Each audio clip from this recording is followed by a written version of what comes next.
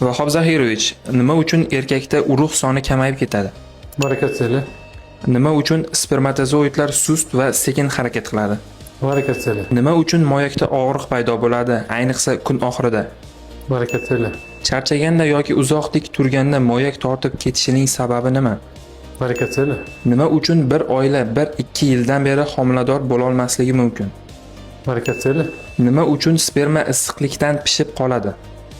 Barakatseli. Sababi venalar kengayishi natijasida harorat oshadi. Nima uchun chap moyak pastroqda turib qoladi? Barakatseli. Nima uchun moyaklarda yengillik yo'q, doimiy noqulaylik bo'lishi mumkin? Barakatseli bo'lishi mumkin. Nima uchun yosh yigitlarda testosteron darajasi pasaya boshlaydi? Barakatseli. Nima uchun eko oldidan androlog ko'rigida ko'p erkaklarga jarrohlik tavsiya beriladi? Barakatseli bo'lishi mumkin. Sababi barakatseli paytida o'sha vena tizimchasidagi qon tomirlari, ya'ni vena tomirlarining kengayishi natijasida moyakda harorat oshadi. Bu natijasida spermatozoid tuzilishi, ya'ni morfologiyasi buziladi.